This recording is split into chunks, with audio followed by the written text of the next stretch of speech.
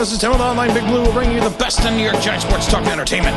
It's Monday, May 10th. We're going to turn out some videos before the 16th, because we do have a new host coming on Sunday the 16th. And it'll be fun. It'll be interesting. I told people I'm not going away. I'm still going to do videos. I'll probably do 1 or 2 videos a week. I don't know yet, but we're going to figure that out. But today I wanted to talk about something, and I wanted to talk about the Giants defense. Last year, when Patrick Graham assembled his squad, or Joe Judge and Dave Gettleman assembled the squad before training camp, I said the Giants defense was going to be a defense of substitution because of the fact that the number of players that they were bringing in, they did not have people that could play consistently on the field outside of people like Bradbury, Logan Ryan, Blake Martinez, even Leonard Williams. Leonard Williams is not a guy that plays 100% of the snaps like the other people do. So they were going to have interchangeable parts with their defense. Plain and simple. But this year, I'm thinking they cannot go that direction. And I've said this a couple times already, and I think this is going to go away from being a defensive substitution because, as we all know, the league will adjust. They will get plenty of film. They will understand who's coming in from what formations. They could try to disguise it the best that they can, but it's just not going to work for an extended period of time. So this year, it's going to have to be a defensive versatility. You are going to have a number of guys on the field who can play multiple positions at any point in time. So the defense will have the advantage because the offense will not be sure who is going to be playing where and at what point in time. So it's going to now need to be a defensive versatility. Now, if we take a look at the linebacking core, I was getting a little concerned until the draft, where we actually, I think we had a steal of a pick in Ojulari.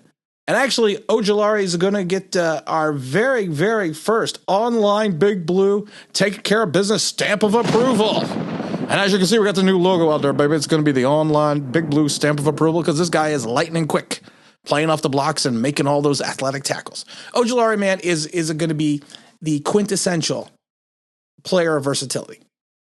He's going to play on the line.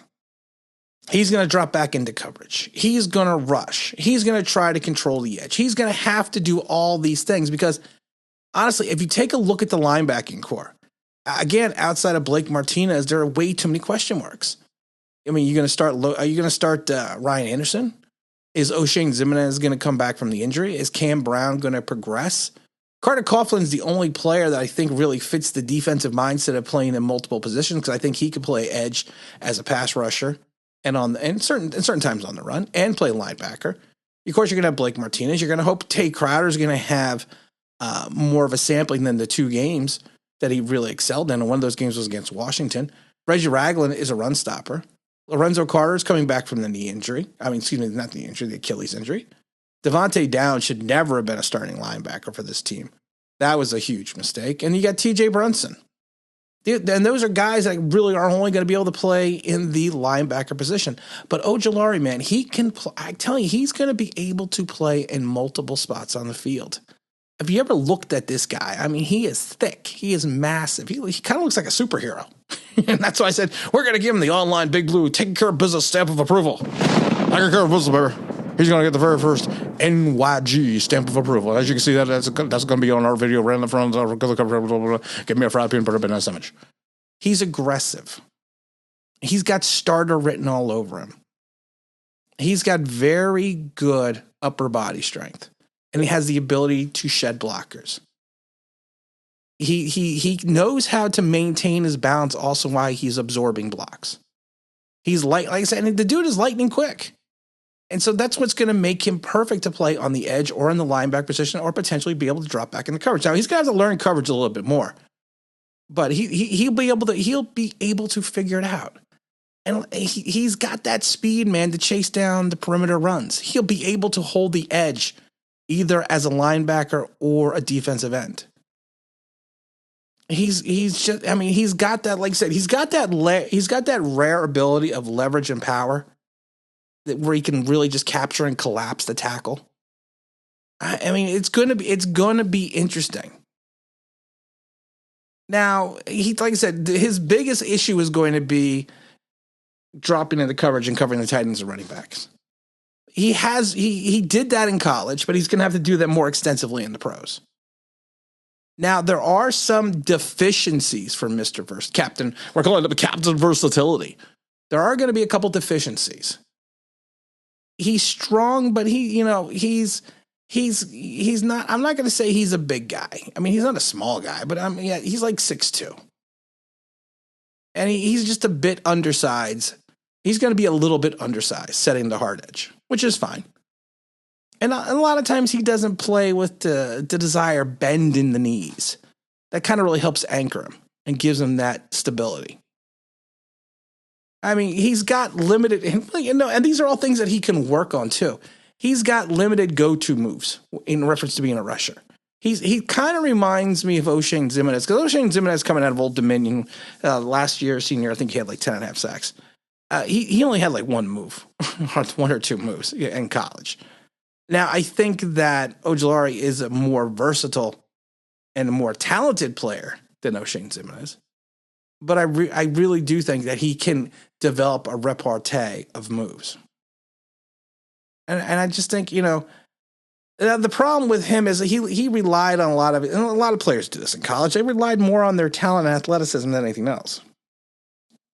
And he's he kind of relies primarily on a run and stuff tack. So, he's kind of more of a, excuse me, I got a cough here. He's more a run and stuff attacker, when he's trying to hold the edge. I should say he's a stuff and run attacker. I can't talk today, man. My head hurts. The allergy season's cutting in today.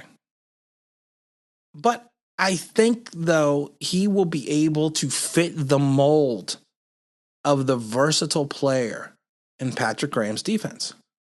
And that's all there is to it, 100%.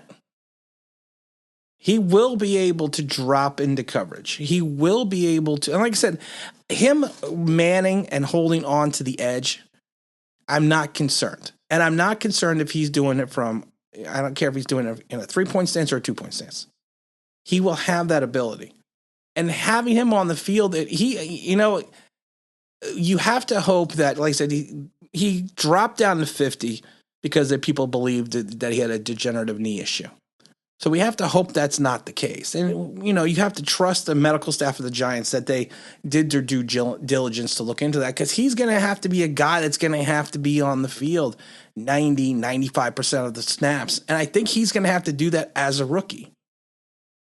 Because, like I said, I'm not filled with confidence with Lorenzo Carter or Devontae Downs or TJ Brunson. They don't fill me with confidence. But a starting linebacker core of Blake Martinez, Ojulari, and I'm not sure who else we could put in that spot. You kind of hope that Crowder kind of comes up and steps up and maybe takes over a starting role. You don't know, because you have to have more of a sample. I think O'Shane Ximines is going to fit more on the on as a defensive end. Anderson is probably going to start. He might start at the Sam. Same with Cam Brown. And like I said, I think Carter Coughlin proved last year that he can be a guy of versatility, because he showed that in the Seattle game. He was playing linebacker. He was playing edge. If you want to credit certain players for that unicorn game in Seattle, Carter Coughlin is one of those players. Carter Coughlin held the edge.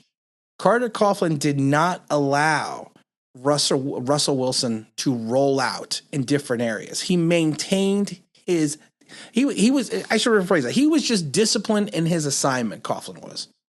He knew what his assignment was, and he was able to hold down exactly what he needed to do to not only slow down, but in some ways hamper the productivity of Russell Wilson.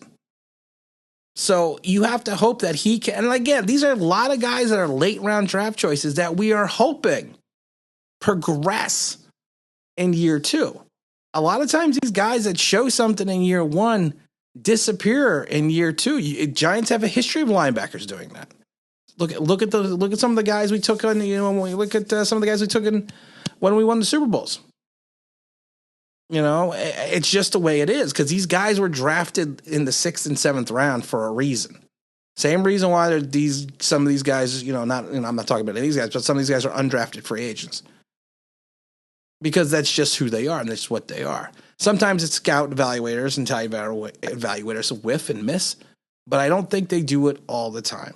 But I do think Mr. Ojulari is going to be the NYG TCB Versatile Player of the Year for the Giants. I'm going to love that lightning bolt, Bubber. And like I said, we got some more videos coming up this week. We're going to do a Knicks video a little bit later. We have the big show on the 16th, a live stream, where we'll be introducing a semi-new host at the same time. And again, this is Tim with the Online Big Blue, bringing you the best of New York Giants sports talk and entertainment. And as always, if you can like, maybe subscribe, you ring that bell, you think what that means? That'd be awesome.